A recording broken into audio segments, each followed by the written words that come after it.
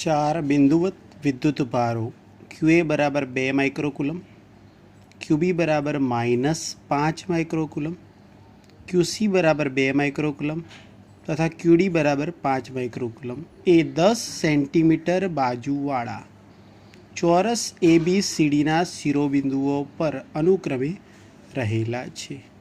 તો આ ચોરસના કેન્દ્ર પર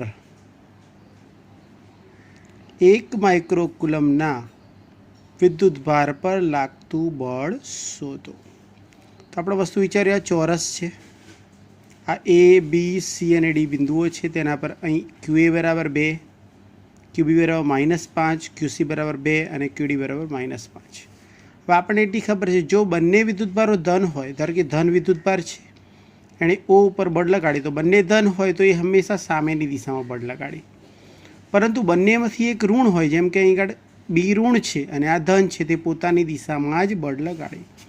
પહેલાં આપણે વાત કરીએ એને કારણે ઓ પર લાગતા બળની વાત કરીએ, તો ક્યુ એ ઓ અને એઓ સ્ક્વેર. આના બરાબર આપણે એઓ બીઓ સીઓ અને ડીઓ બરાબર કેટલા ધાર લીધા બેટા? આપણે આર ધાર લઈએ.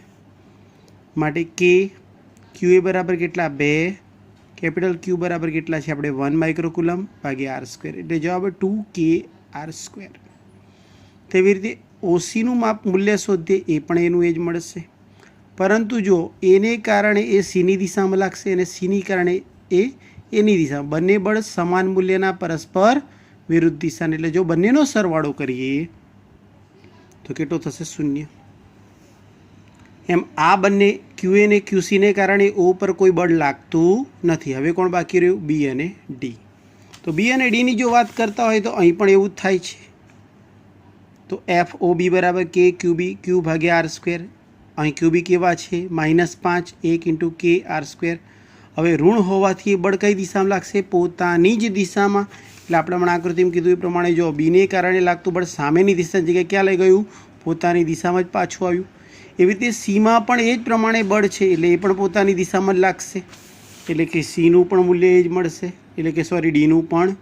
માટે બંને બળ ઓબી અને ઓડી પણ બંને કેવા? સમાન મૂલ્યના પરસ્પર વિરુદ્ધ દિશાના, એટલે એકબીજાની અસર નાબૂદ કરશે. એટલે એના કારણે પણ શું કહેવાય? ઓ પર કોઈ પરિણામી બળ લાગશે નહીં. તો એફ પર લાગતું, ઓ પર લાગતું કુલ પરિણામી બળ શોધવું તો બધાનો સરવાળો, પરંતુ કેટલો થશે? 0 ન્યૂટન.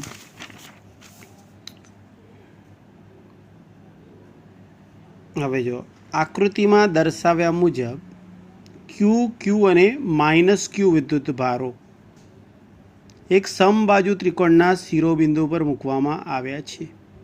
તો વિદ્યુતભાર પર કુલ કેટલું બળ લાગશે? અહીં 3 વિદ્યુતભારો આપણે ધ્યાનમાં લઈ લઈએ. Q1 બરાબર ક્યુ, Q2 બરાબર ક્યુ અને Q3 બરાબર કેટલા લઈ લીધા? -ક્યુ છે. કેટલા છે? -ક્યુ છે. હવે આ Q1ની વાત કરતા હોય તો એના પર કોના કારણે બળ લાગે? Q2 અને Q3ને કારણે. તો Q2ને કારણે લાગતું બળ કેટલું છે? 2ને કારણે 1 પર લાગતું બળ, એટલે F12 આ દિશામાં લાગશે. પણ Q3ને કારણે જ્યારે Q1 પર લાગતું હોય તો Q3 કેવો છે? માઇનસ. જ્યારે કોઈ પણ એક બળ ઋણ હોય તો હંમેશા સામેની દિશાની જગ્યાએ કઈ જગ્યાએ? પોતાની દિશામાં જ જાય, એટલે F13 સદિશ. માટે બંનેનું પરિણામી બળ ક્યાં મળે? વચ્ચેની દિશામાં. માટે F1 સદિશ બરાબર F12 સદિશ વત્તા F13 સદિશ મળે. આવી રીતે જ Q2 પર લાગતા બળની વાત કરીએ તો Q2 પર Q1ને કારણે બળ લાગશે અને Q3ને કારણે બળ લાગશે. તો Q2ને કારણે લાગતું બળ તો કઈ થઈ ગયું?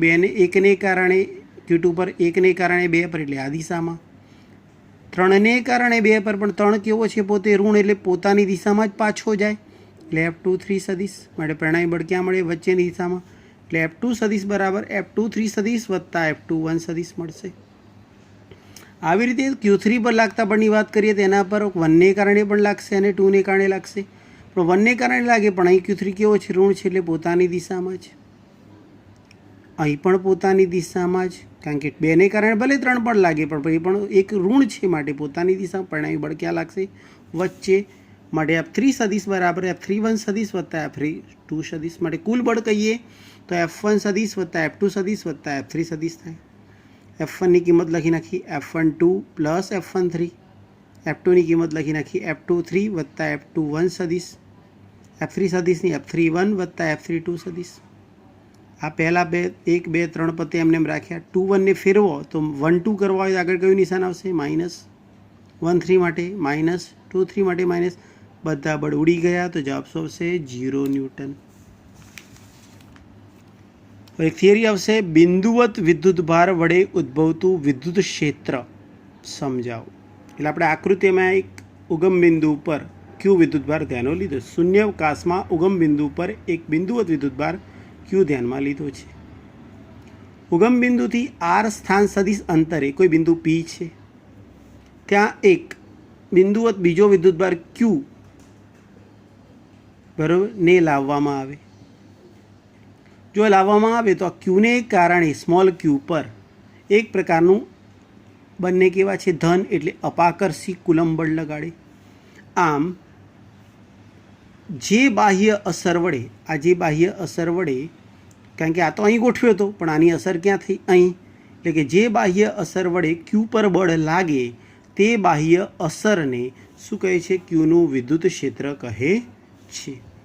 અહીં ક્યુને ફક્ત પરીક્ષણ વિદ્યુતભાર તરીકે ઓળખવામાં આવે છે. વિદ્યુત ક્ષેત્રની વ્યાખ્યા કહીએ તો કોઈ પણ વિદ્યુતભારિત તંત્રની આસપાસમાં રહેલા એકમ ધન વિદ્યુતભાર પર લાગતા વિદ્યુતીય બળને વિદ્યુત ક્ષેત્ર કહે છે. તો શું ફરીથી કહું છું, કોઈ પણ વિદ્યુતભારિત તંત્રના આસપાસ રહેલા એકમ ધન વિદ્યુતભાર પર લાગતા વિદ્યુતીય બળને વિદ્યુત ક્ષેત્ર કહે છે, જેને કેપિટલ ઈ વડે દર્શાવાય છે. કેપિટલ ઈ સદીશ બરાબર F/Q × r કેરેટ. ઈની દિશા એટલે વિદ્યુત ક્ષેત્રની દિશા હંમેશા બળની દિશામાં એટલે કે ત્રિજ્યાની દિશામાં જ હોય છે. ઈ બરાબર F/Q. હવે આપણે કુલંબ બળનું સમીકરણ તો આપણને ખબર છે કે ઈ બરાબર તો KQ × સ્મોલ ક્યુ ભાગ્યા r² ભાગ્યા પેલો ક્યુ લખ્યો એટલે ક્યુ ઉડી ગયા r કેરેટ. માટે ઈ સદીશ બરાબર KQ ભાગ્યા r² × r કેરેટ. વિદ્યુત ક્ષેત્ર કેવી રાશિ છે? સદીશ રાશિ છે. તો એનો એકમ થાય ન્યૂટન પર કુલમ અથવા તો વોલ્ટ પર મીટર થતો જોવા મળે છે. એનું પારિમાણિક સૂત્ર આપણે મેળવી શકીએ તો m1 L1 T - 3 a - 1 છે. ઈ સદીશ બરાબર F/Q. માટે F બરાબર તો Q × E એટલે F બરાબર QE પણ લખાય છે. આપણે આનો ઉપયોગ કરતા એક એક્ઝામ્પલ ગણી નાખીએ. સ્વાધ્યાય 1.25 મિલીકનના ઓઇલ ડ્રોપના પ્રયોગમાં 12 વધારાના ઇલેક્ટ્રોન ધરાવતું એક ઓઇલ ડ્રોપ 2.55 × 10⁴ ન્યૂટન પ્રતિ કુલમના સમાન વિદ્યુત ક્ષેત્રની અસર હેઠળ સ્થિર રાખવામાં આવે છે. સ્થિર એટલે સંતુલિત. જો ઓઇલની ઘનતા 1.26 ગ્રામ પર સેન્ટીમીટર ક્યુબ હોય તો ડ્રોપની ત્રિજ્યા શોધો. હવે ગુરુત્વ પ્રયોગ G બરાબર 9.81 મીટર પ્રતિ સેકન્ડ સ્ક્વેર લેવાનો કીધેલો છે. ઈ બરાબર 1.6 × 10 - 19. હવે અહીં આગળ કેટલા કીધા છે? 12 ઇલેક્ટ્રોન એટલે n બરાબર 12. વિદ્યુત ક્ષેત્ર 2.55 × 10⁴ ન્યૂટન પર કુલમ. અહીં ઘનતા આપણને આપી દીધી છે 1.26 ગ્રામ પર સેન્ટીમીટર ક્યુબ. હવે આ ગ્રામ પર સેન્ટીમીટર ક્યુબને આપણે કિલોગ્રામ પર મીટર ક્યુબમાં ફેરવીએ છીએ તો કિલોગ્રામમાં ફેરવીએ એટલે 10⁻³ આવ્યા. નીચે 10⁻² નો ઘન એટલે 10⁻⁶ એટલે થઈ ગયો 1.26 ગુણ્યા ઉપર જશે એટલે માઇનસ પ્લસ થઈ જાય, 6માંથી 3 જાય તો 3 કિલોગ્રામ પર મીટર ક્યુબ. સંતુલન સ્થિતિ માટે આપણે કહીએ કે વજન બળ કઈ તરફ લાગે? નીચેની તરફ. અને વિદ્યુત ક્ષેત્રીય બળ કઈ તરફ લાગશે? ત્રિજ્યાવર્તી દિશામાં એટલે ઉપરની તરફ લાગ્યું. સંતુલન સ્થિતિ છે એટલે આ બંને બળ કેવા થઈ ગયા? સમાન મૂલ્યના એટલે QE બરાબર mg. આપણે તો શીખ્યા છીએ કુલમ આગળ ક્વોન્ટમવાદના સિદ્ધાંત અનુસાર Q બરાબર તો કેટલા છે? Ne.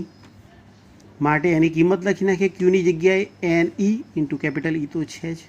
અહીં છે mg તો g તો એમના એમ જ, પરંતુ દળ એટલે ઘનતા ગુણ્યા કદની જગ્યાએ લખાય 4/3 πr³ એટલે 4/3 πr³ × ρ અને g તો હતા જ. હવે આપણે આમાંથી r³ ને કરતા બનાવી દઈએ એટલે શું થાય? 3Ne × કેપિટલ E ભાગ્યા 4πg × ρ. પદ લખી નાખ્યા. 3 ગુણ્યા n ની જગ્યાએ 12, 1.6 × 10⁻⁹ 2.55 × 10⁴ ભાગ્યા 4 ગુણ્યા 3.14 ગુણ્યા 9.81 ગુણ્યા 1.6 ગુણ્યા 10⁻³ આ ગુણાકારનું સાદરૂપ આપે તો 0.947 -22 વત્તા 4 આવ્યા એટલે 0.947 ગુણ્યા 10⁻18. આનું જો સાદરૂપ આપીશું તો લગભગ 9.82 ગુણ્યા 10⁻4 જેવો જવાબ જોવા મળે છે. આપણે અહીં આગળ 6 થઈ જશે પરંતુ એ પાછળથી ફરી જાય છે. ક્લિયર નાઉ? 982 થાય છે માટે. ઓકે, તો આર બરાબર આટલા મીટર થશે. જય શ્રી કૃષ્ણ.